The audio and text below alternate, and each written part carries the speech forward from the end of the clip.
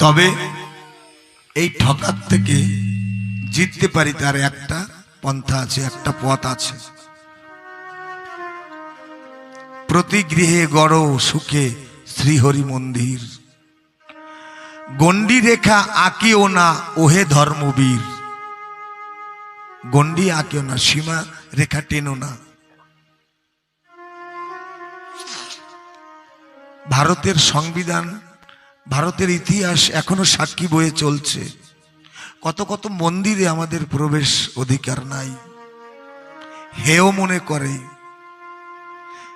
তাই ঠাকুর বলছে প্রতি গৃহে গড় সুখে শ্রীহরি মন্দির, গণ্ডি রেখা আঁকিও না ওহে ধর্মবীর।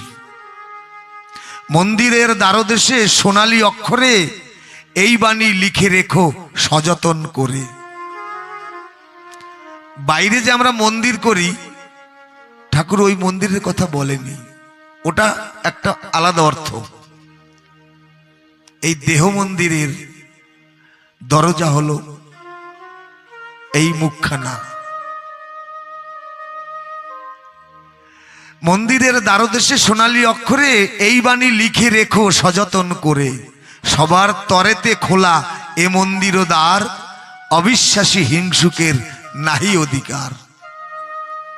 এই মুখ থেকে যেন আমি হিংসামূলক কোনো কথা না বলি, মানুষকে যেন কষ্ট না দিই। এই মুখের কথায় মানুষের যেন হাসি কেড়ে না নেই। এই মুখের ভাষায় যেন মানুষের চোখে জল না বয়। একনিষ্ঠ শুচিশুদ্ধ ভক্ত ভবে যারা, এ মহামিলন ক্ষেত্রে বসিবে গো তারা। যদি কেহ অনুতাপে ঝরায় নয়ন, তব পাশে দিও তারে বসিতে আসন। আজকে যে এই গুরুচাঁদ হরিচাঁদ ঠাকুরের যে ভ্রাম্যমান কলেজ তৈরি হয়েছে, এই মন্দিরটা কিন্তু তৈরি হয়েছে আজ। এই কর্মকর্তারা তাদের পরিশ্রমের, কায়িক পরিশ্রম বা সুকৌশলে সংকল্পের দ্বারা এই সুন্দর একটা মন্দির তৈরি করেছে। এখানে কিন্তু সকল ধর্ম বর্ণ জাতি নির্বিশেষে সকলে বসেছি। গরিব ধনী, শিক্ষিত অশিক্ষিত, সাধারণ অসাধারণ, মূর্খ জ্ঞানী, সকলে একত্রিত হয়ে বসেছি। তাহলে এই মন্দিরের রচয়িতা হলেন এই গ্রামবাসী কর্মকর্তাগণ। আমি তাদের চরণে ভক্তিপূর্ণ প্রণাম জানাই। ভারতে লক্ষ্য করবেন বড় বড় পৌরাণিক মন্দির যত আছে, বিশাল বিশাল দীর্ঘকায়, তাদের ইমারত বড় বড়, কিন্তু দরজাখানা থাকে ছোট্ট, 2 ফুট 1.5 ফুট বাই 2.5 ফুট। বড় বড় মন্দিরের, পৌরাণিক মন্দিরের কারণটা কি? ওদের কি কাঠের অভাব ছিল নাকি? না, কারণ যেখানে গেলে, আমরা তো এখন মন্দিরে গেলে দর্শন করতে গিয়ে প্রদর্শন করি, নিজেকে দেখাই, দেখো আমাকে কত ভালো দেখা যায়। আমি ঠাকুর দর্শন করতে গিয়ে নিজেকে প্রদর্শন করি। কিন্তু পৌরাণিক মুনি ঋষিদের সিদ্ধান্ত হলো এই, জগৎবাসীকে বোঝাতে চাইছে মন্দিরে গেলে এই অহংকার রূপী মাতা অবনত করে ঠাকুরের সামনে প্রবেশ করবে। তাই ওই মন্দির দরজাখানা 2.5 ফুটের রেখেছে, নিচু হয়ে। মা অহংকারকে নিচু করো। মহাপ্রভু 3 বার বললেন নাম নাম নাম। এই নামের কোনো কথা বলে নাই, হরে কৃষ্ণ নাম বলে নাই, হরি নাম বলে নাই, বাকি কোনো নামের কথা বলে নাই। বলছে প্রথম নাম হলো, ছোট্ট একটা বাচ্চা দোতলার উপরে উঠেছে, মা নিচ থেকে বলছে ও খোকা তুই নিচে নাম, পড়ে যাবি নিচে নাম।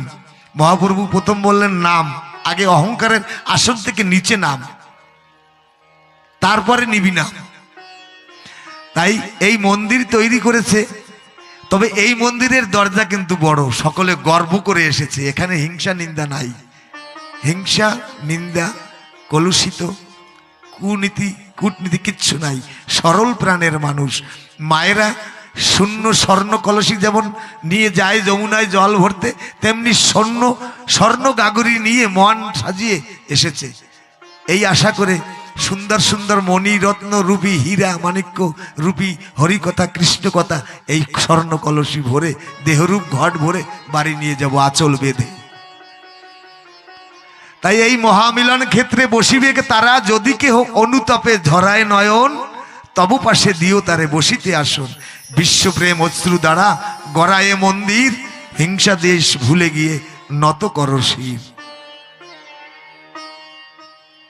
তুমি চরম পরম দয়াল, তোমায় যেন ডাকি, রাতুল তব চরণ ধুলায় আমায় ঢাকো রাখি। ঠাকুর,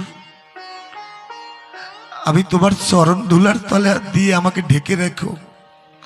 আমার এই আমিত্বের যে মস্তকখানা হিমালয়ের মতো দাঁড়িয়ে থাকে, অবনত করে রেখো তোমার চরণ তলে। সকল ভক্ত মধুকৃষ্ণা ত্রয়োদশীতে তেমন চরণ ধুলার তরে অবনত থাকা এক ভক্ত। দক্ষিণ দেশ থেকে সকল ভক্তরা ছুটেছে ওরা কান্দিতে। গঙ্গাচরণা এসে অশ্বিনী কর্তাকে বলছে, ও দাদা অশ্বিনী, তুমি যাবে না? অশ্বিনী কাচুমাচু করছে, বলছে যাবো যে, মন তো কাঁদে গুরুচাঁদের জন্য, কিন্তু তোরা তো কিছু না কিছু প্রিয় বস্তু নিয়ে এসেছিস, আমি তো কিছু নিয়ে যেতে পারবো না, আমার কাছে তো কোনো তেমন ধন নেই। আমি এই ছোট্টবেলায় আমি মাতৃহারা হয়েছি, আমি ওই পরের বাড়িতে গরু রাখি, আমার কাছে গচ্ছিত কোনো কিছু নয়। মহাজনরা বলে না, ঐশ্বর্য মাধুর্য নহে সমতুল, তবুও মাধুর্যের ঐশ্বর্যই মূল। এই বিরাট আয়োজনের জন্য মাধুর্যের দরকার হয়, অর্থের দরকার হয়, নয়তো এত সুন্দর পরিবেশ তৈরি হয় না। ঐশ্বর্য মাধুর্য নহে সমতুল, তবুও ঐশ্বর্য মাধুর্যেরই মূল। অশ্বিনী কর্তা বলছে, আমার তো ঐশ্বর্য নেই, আমি কি নিয়ে যাব ওরা কান্দিতে। তবুও নিবারণ কর্তা, গোপাল সাধু সকলে বলছে, না চলো, তোমার কিছু নিয়ে যেতে হবে না, তুমি তো পরম ধন। তোমাকে গুরুচাঁদ ঠাকুর দেখলে, তুমি জানো অশ্বিনী না, তোমার জন্য কখনো কখনো গুরুচাঁদ অভুক্ত থাকে, যে এক সপ্তাহে অশ্বিনীতে একবার যেত, আর যদি কোনো কার্যান্তরে বা কোনো কারণে যেতে না পারতো, গুরুচাঁদের সামনে সত্যভামা যখন ভাতের থালা দিত, আনমনা হয়ে গঙ্গাচরণের দিকে তাকিয়ে থাকতো। বড়মা বলতো, কি গো তুমি খাচ্ছ না? বলে অশ্বিনীর কথা মনে পড়ে গেছে, হলো এক সপ্তাহ হলো অশ্বিনীকে দেখিনি। বড়মা বলছে, সত্যমা বলছে, তুমি খাও, দেখো কালকেই আসবে অশ্বিনী, কালকে বুধবার।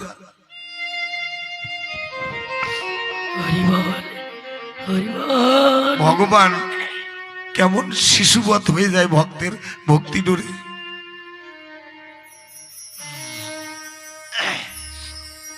সকল ভক্তরা ছুটেছে ওরা কান্দিতে।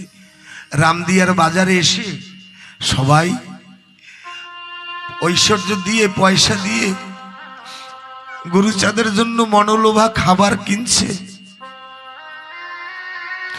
কিন্তু অশ্বিনী এক দোকানের কোনায় দাঁড়িয়ে চোখের জলে ভাসছে, বলছে, হে দিনের বান্ধব কাঙালের ঠাকুর হরিচাঁদ, আমি তো এ চাইনি, আমি এ চাইনি, সকলে তোমার জন্য কত কিছু নিয়ে যাচ্ছে, আমি এমন অভাগা, আমি এমন কাঙাল, আমি যে কিছু নিয়ে গিয়ে গুরুচাঁদকে দেব তেমন শক্তি আমার কাছে তো নাই, আমি তো এ চাইনি তোমার কাছে।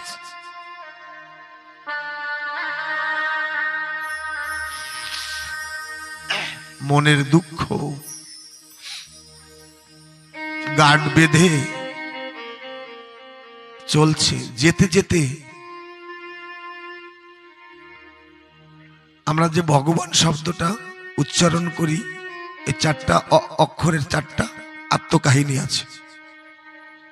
ভয় ভূমি, গয় গগন, বয় বায়ু, নয় নীর। বলছে ভগবান যদি তাই হয়, তাহলে আমি এক খণ্ড ভূমি নিয়ে যাব গুরুচাঁদ ঠাকুরের জন্য। ওই হাল চষা জমির থেকে একটা মাটির খণ্ড নিয়ে ওই সেরা ধুতির অঞ্চলে বেঁধেছে। বলছে আমি দুর্ভাগা অশ্বিনী, আমি তো কিছু নিয়ে যেতে পারবো না। আমি একখণ্ড মাটি যদি নিয়ে যাই ওড়াকান্দিতে, একটা গর্ত তো সমান হবে। আমার নেওয়া ওই মাটির উপর থেকে যখন গুরুচাঁদ ঠাকুর হাঁটবে, ওই গুরুচাঁদের চরণ ধুলিতে ওই মাটিতে পড়ে থাকবে।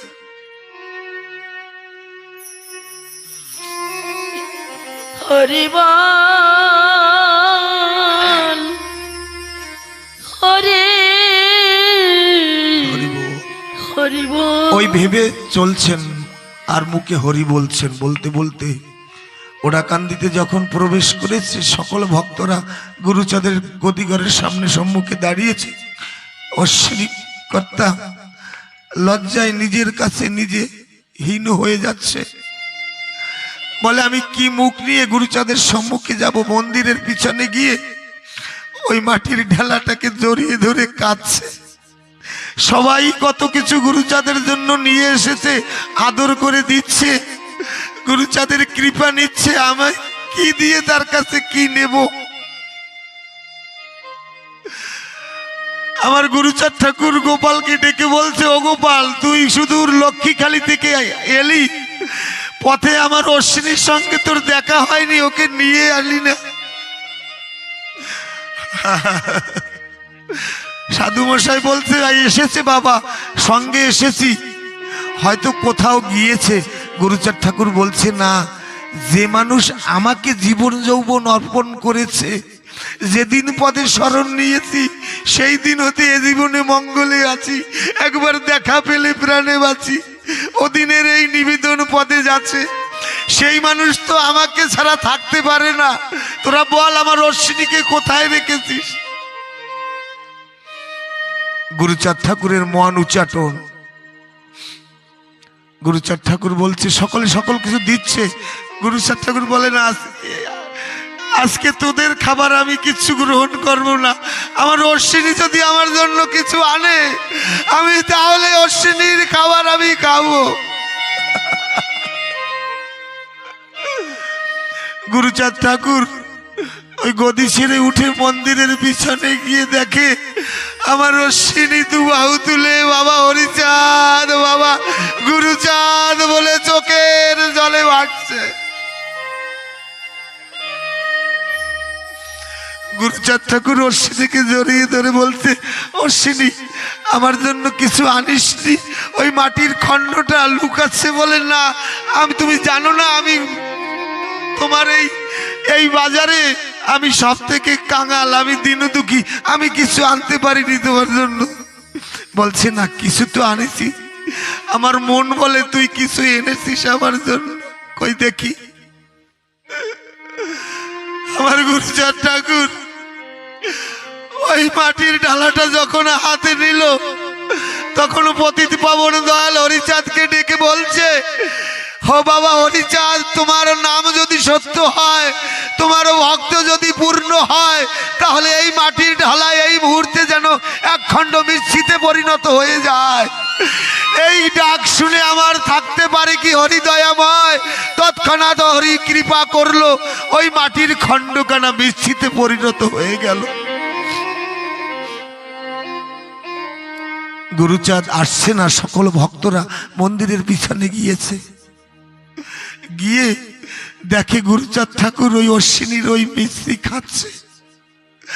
আর গোপাল সাধুকে বলছে, ও গোপাল, নে, এমন সুস্বাদু, এমন অমৃত প্রসাদ মনে হয় আর জীবনে দ্বিতীয়টি নেই, খেয়ে দেখ। গোপাল সাধু, বিচরণ পাগল, এরা সকলে বিন্দু বিন্দু খেয়ে অশ্বিনী তাকে জিজ্ঞাসা করছে, আচ্ছা বলো তো, এই মিষ্টি তুমি কোন দোকান থেকে এনেছো? আমরাও তো এনেছি, আমাদের খাবার তো এত সুস্বাদু লাগে না। গুরুচাঁদ ঠাকুর বলছে, এই খাবার এই ভবের বাজারের দোকানে পাওয়া যায় না। ওরে, এই খাবারে অশ্বিনীর প্রেমের অশ্রু বর্ষিত হয়েছে, আমার অশ্বিনীর ভক্তির জল পড়েছে, তাই এই প্রসাদ এত মধুময়, এত আনন্দিত।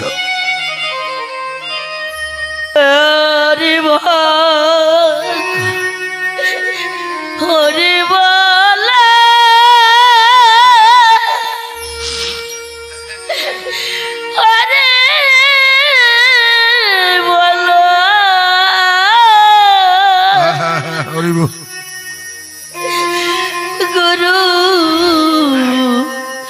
চাঁদ আমার। সকল ভক্তরা বলছে অশ্বিনীদা তোমার ওই চরণ ধুলি দাও, গাইছে তোমরা হরি চা